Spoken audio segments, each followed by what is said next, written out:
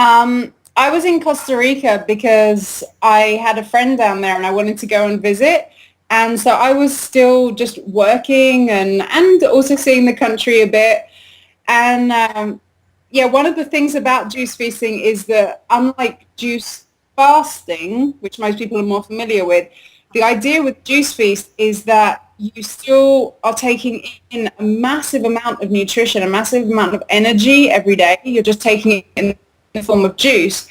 So you still have energy to work and to exercise and to play and do whatever you want. So it's not like with juice fasting where people often just kind of end up horizontal, in a juice fasting. It can be very intense detox and people are just kind of knocked out. With juice feasting, there's more going into you. So yeah, you have more energy. And I was doing a lot. I was exercising every day. I was traveling. I was writing my book actually about juice feasting, running my websites, all those kind of things. Yeah, for sure. Yeah, a lot of people ask about the prunes. Like, you didn't eat for 3 months and then you ate some prunes? Like, why prunes? Well, that at that point was the recommendation for how to break the juice feast. There's a saying that any man can fast, and it takes a genius to break a fast wisely. And in my experience, that's really, really wise words to listen to, because I have seen so many people come out of juice fasts or juice feasts or water fasts or master cleansing or whatever kind of cleansing people might be doing and go from one extreme to the other. They go from that stage of detoxing and cleansing into, bam, they're eating like 5 avocados in one day and masses of raw chocolate, and it can be really, really challenging for people to manage. So at the point when I was coming off my juice feast, the recommendation was to break the feast with soaked prunes and then to move onwards from there with a certain structure to have juicy fruits and then maybe other kinds of fruits and then salads, and this is over the space of a week or so. So your body gradually adapts to coming back to solid foods. So the prunes, of course, as most people realize, they help the bowels to move. So they seem like a good choice to have as the first thing after 3 months of not having solids going through the system. So yeah, that's what I did. I soaked some prunes and I had them as my first meal. And I will tell you, those prunes were the most incredible prunes ever. They were so tasty. And actually these days, the recommendation often is to break a juice feast with a green smoothie rather than prunes. So, a green smoothie is when you blend together fruits with leafy greens of some kind, maybe with some water. And the reason for that is a lot of people were struggling to deal with the glycemic load, the higher glycemic load from the prunes, because they're a fruit and they can be quite sugary. So if someone's in a pre-diabetic condition or diabetic or hypoglycemic or whatever, they don't necessarily want to be breaking their juice feast with taking in sugar like that. So there are options, but I definitely loved the prunes. Yeah, for sure. Yeah. Actually, in the life that I'm leading right now, most people who I know are raw foodists. That's kind of the point that it's come to. But of course, there are people in my life as well who aren't raw foodists. And in the beginning of my journey, it was the opposite. I actually was living in Iceland when I became raw, in a tiny eco-village in the middle of the countryside in Iceland. And everybody thought I'd gone crazy when I started to eat raw, and there was no other raw foodist around. So I felt really isolated. And at that point, we had raw food potlucks once a month in Reykjavik, in the capital. And I would go to those potlucks like they were my lifeline. I was so happy to see other raw foodists and learn things from them and, connect. It felt really, really good. And these days it kind of feels like the opposite way around for me. And that's just the journey that I've come along. These days my life is so involved in the raw foods movement that most people around me are raw foodists, and I'm very happy to socially not come up against questions like, where do you get your protein from, too regularly, because most people, they know that. Some tricks? Yeah, for sure. This is one of the main things I like to speak about when I'm doing talks on raw food, because I feel that this is one of the major stumbling blocks usually for people around a raw food lifestyle, is the social stuff. So one of the things that I really like to encourage people to do definitely is to get support. Get support from other people who are already on this journey. Maybe they're a bit further down the path than you.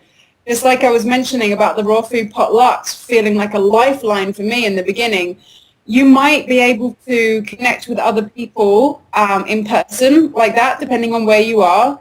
Or you might just connect with other people through the internet. We have so many resources online these days. We are incredibly blessed compared to the raw foodists of 15, 20 years ago, who so often felt, you know, like the total kind of social outcasts and didn't know where anybody else was who was a raw foodist. We have so many online resources. Another popular way of connecting to find potlucks in your area is the meetup site online, which is rawfood.meetup.com, and then you can find if there's any raw food potlucks in your area, or you can start one if there isn't, you know, to connect with people in person. So other things socially, aside from getting support, I like to say to people to not become like the raw evangelist or the raw Nazi or something, you know, like some people can really become quite overpowering in their desire to share the message of raw food. When we become raw, we often get so excited about it and we want everybody around us to be raw, and, you know, we're telling everybody, and it can be a bit too much for a lot of people because this way of life is so dramatically different to what most people are used to at this point that it can feel really challenging to people. So rather than being in that kind of frenetic energy of trying to tell everybody, I personally, and I encourage other people to keep energy inside and let that speak for itself. You know, the more that you eat this way, probably the more you're going to be a glowing example of how healthy and happy somebody can be with this lifestyle. And then people will come to you and they'll ask questions. When they ask questions, answer the question they ask you and don't say anything else, because that can be the temptation. You know, if somebody asks you about why might it be healthier for me to eat more vegetables or something, you answer that question. Don't also tell them this and this and this and this and this and this and this and go into some kind of huge monologue about raw food, because it can be too much for people and they can get really scared and it's a challenge to their reality and they're going the opposite direction. So hold your energy in, and, you know, when you're around other people or connecting with other people who are on this lifestyle, that seems like the time to really get, you know, excited about it. And with other people, you know, just share as you're asked to share. It seems to be what works best. And of course, we all have different ways of going about it, but that seems to be what works best in my experience. The other thing I like to say about social things is to be prepared. Be prepared if you're going to go out there into this world that we're currently in and try to live as a raw foodist. That is vital. Again, it depends on where you are. I'm here in the US right now, and the raw food movement is growing here exponentially. You know, it's getting more and more mainstream by the day, it feels like. But depending on where you are, that might not be your experience. So there's not yet, you know, a raw food restaurant on every single street corner and food hanging from trees everywhere for us to grab from. So trying to just kind of go out of your house and just wing it as a raw foodist, you might not get that far. So bring things with you wherever you go if you're leaving your home that you know that you're going to feel good about. So social events can definitely be very challenging. but bring your own stuff, and then you know that you're fine. You know, maybe when you go to a restaurant, you bring your own salad dressing, or you bring an avocado with you to put on the salad, or you can even make one of those little restaurant cards. I don't know if you've seen that idea. It came from Victoria Butenko, to make a little card that you hand to the waiter or the waitress in a restaurant that says, I choose to eat raw vegan or whatever it is that you choose. Please make a dish for me using the following kinds of ingredients: lettuce, spinach, cucumbers, whatever. And this little card helps to kind of take the drama out of what can otherwise feel kind of difficult if you're in a restaurant situation and then you're trying to explain to the waiter, okay, please just make something with this and this and this, and everybody's asking you, why are you eating like that? Why can't you just eat what we're eating? And so the little card can make things really a lot easier to handle, because you don't need to explain everything. That can really help. One other thing socially that tends to be very easy and popular is to bring raw food cakes to parties. So one of the things I love about raw food cakes is that you don't even need to tell people that they're raw, because they just taste so good. They usually involve nuts, seeds, fruits, maybe honey, depending on what you have.